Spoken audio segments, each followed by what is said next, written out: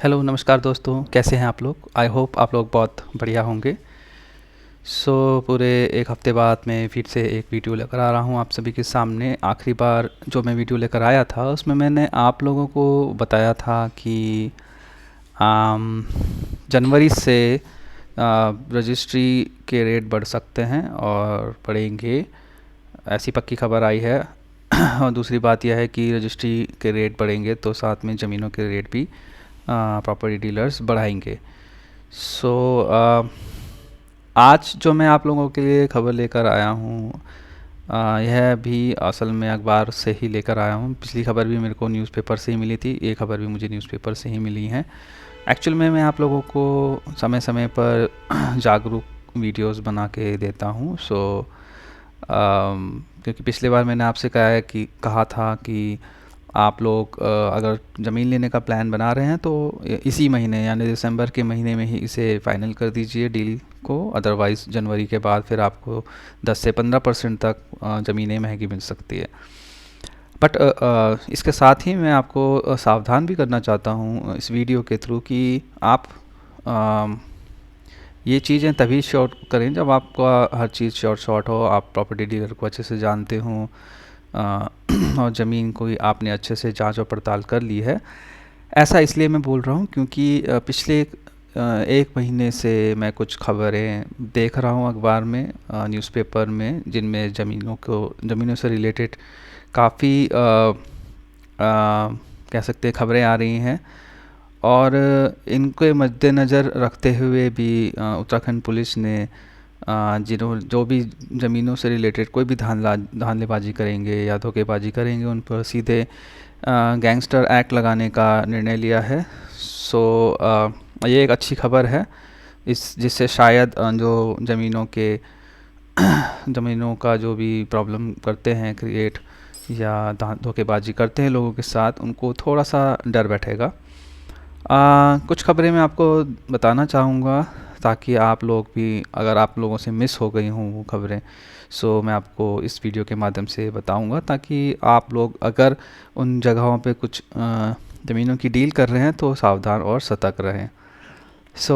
चलिए मैं शुरू करता हूँ इस स्लाइड्स को।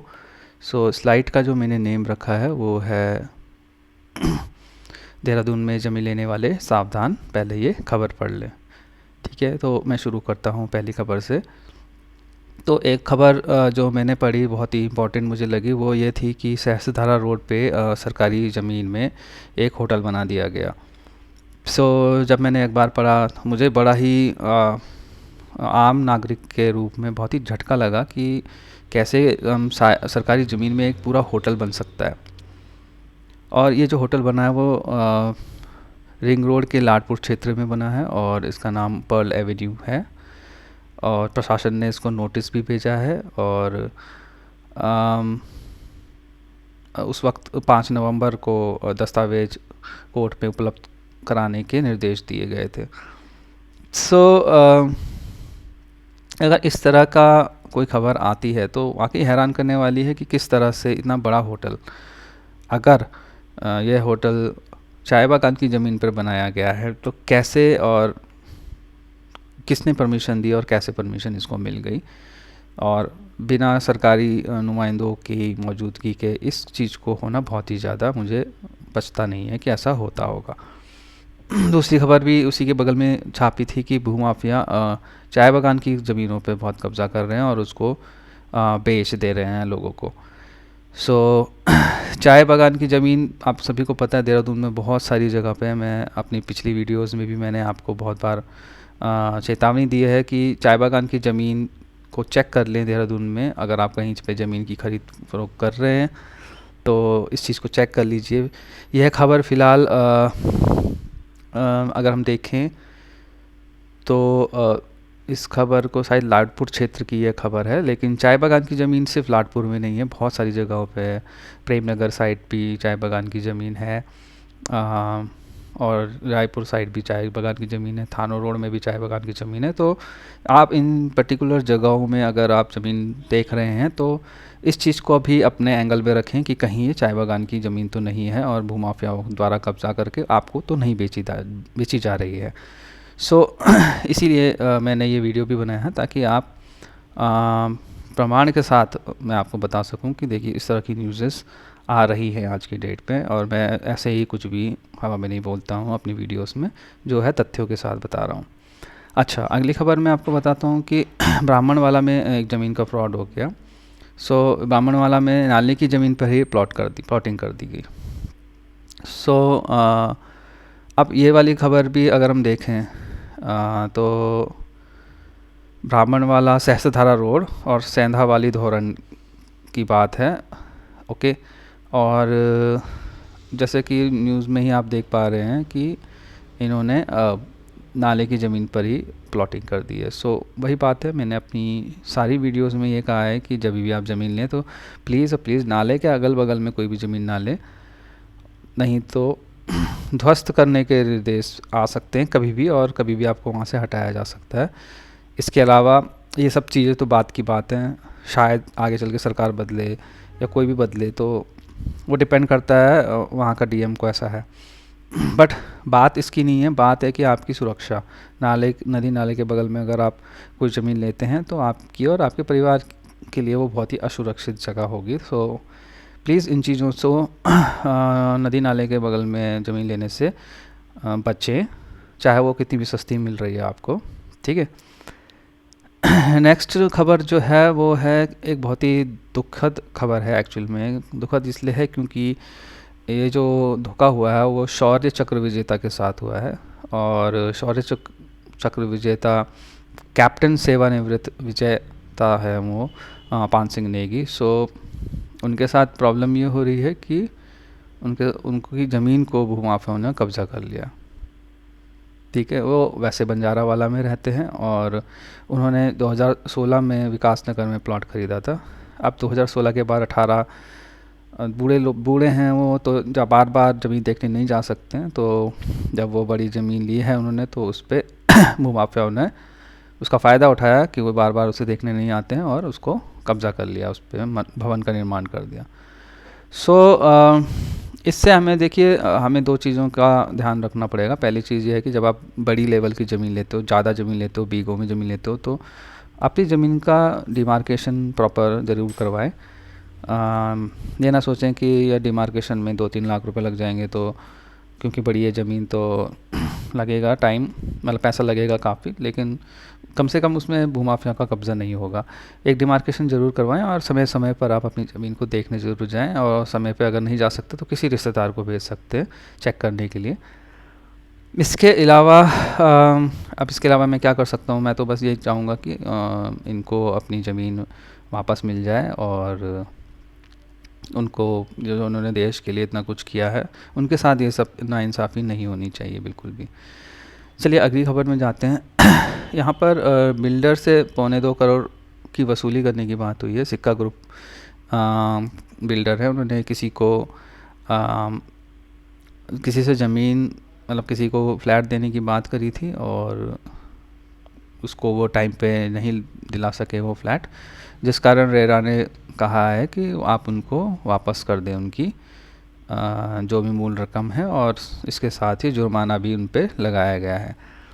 सो जी हाँ, इससे एक चीज़ अच्छी लगती है, अच्छी बात इसमें यह है कि क्योंकि ये जो बिल्डिंग थी वो रेरा अप्रूव्ड थी, सो इसमें इसीलिए इनको उनके पैसे वापस मिल रहे हैं, क्योंकि फ़्लैट वक्त पे नहीं दिया गया। अगर ये रेरा अप्रूव्ड बिल्डिंग नहीं होती तो ये अभी भी अपने फ़्लैट की कीज़ यानी चाबी पाने के लिए भटक रहे होते। सो एक बात यहाँ पर हमें सीखने की ये है कि अगर आप कहीं भी कोई बिल्डिंग ले रहे हो, कोई फ्लैट ले रहे हो, या कोई बिल्डर फ्लोर ले रहे हो, या कुछ भी ले रहे हो, तो कोशिश करें, और मैं तो ये कहूँगा कि सबसे बेस्ट यही रहेगा कि आप रेरा अप्रूव्ड प्रॉपर्टी ही ख़रीदें फ़्लैट के मामले में ख़ासकर, क्योंकि और स्पेशली तब जब फ्लैट अभी बन ही रहे हों, मतलब आपको पोजीशन तुरंत नहीं मिल रहा है।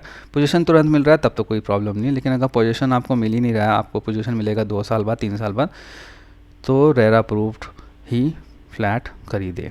ठीक है, तो यहाँ पर अच्छी बात है कि सिक्का ग्रुप का जो ये प्रॉपर्टी थी वो रेरा अप्रूव्ड थी। सो ये जो कस्टमर है उनको उनके पैसे वापस मिल गए। सो एक अच्छी खबर है ये, एक मतलब आपको सीखने की खबर है, इसलिए मैंने इसको शामिल किया अपने इस वीडियो में। अगली खबर ये है कि विनलांस ग्रुप में फ़्लैट के नाम पर कुछ ठगी हुई है। इसमें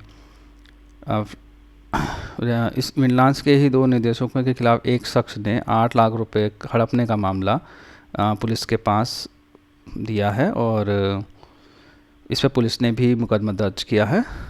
सो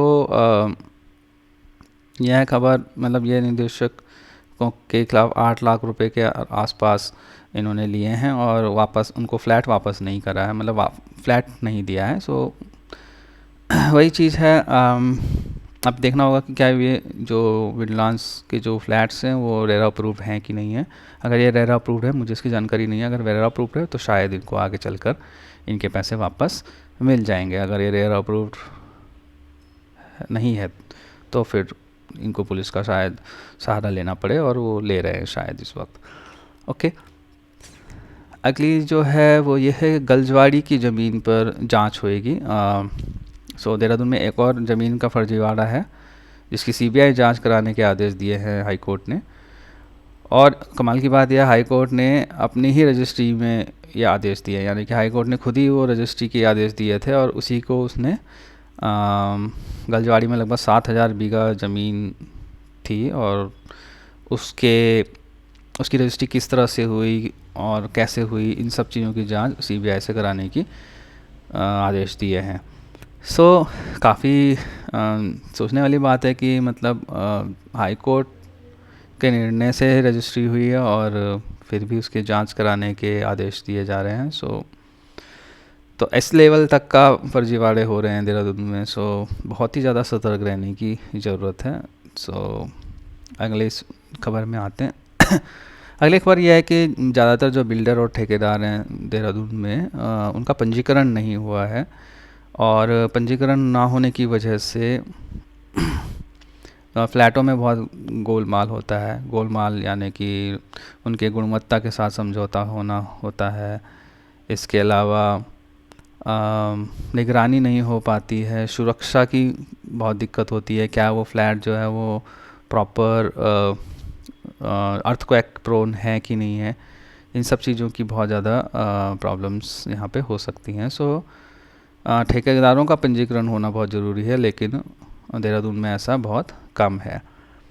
सो वैसे देखा जाए तो देहरादून में प्लॉटिंग ही जो है वो बहुत ज़्यादा आप कह सकते हैं फर्जी तरीके से होती हैं। तो जब प्लॉटिंग ही फर्जी तरीके से हो रही हैं तो बिल्डर कैसे और ठेकेदार कैसे प्रॉपर होंगे।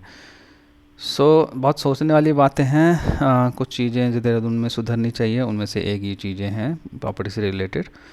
सो आई होप कि आगे चल के फ्यूचर में इन चीज़ों पर ध्यान दिया जाएगा और जल्द ही इन चीज़ों को ठीक किया जाएगा। तो ये कुछ खबरें थी जो मैंने आप लोगों को बताई। सो इन खबरों से शायद कहीं ना कहीं आपको कुछ ना कुछ फ़ायदा हुआ हो और कुछ ना कुछ आपने सीखा हो। आई होप मैंने तो काफ़ी कुछ सीखा है। सो मेरे को इन खबरों से काफ़ी चीज़ें पता चली, काफ़ी इन्फॉर्मेशन पता चली, और आई होप आप लोगों को भी पता चला होगा। सो वीडियो देखने के लिए बहुत बहुत शुक्रिया। वीडियो पसंद आए तो लाइक कर दीजिएगा और चैनल को सब्सक्राइब कर दीजिएगा, शेयर कर दीजिएगा वीडियो को। Thank you so much.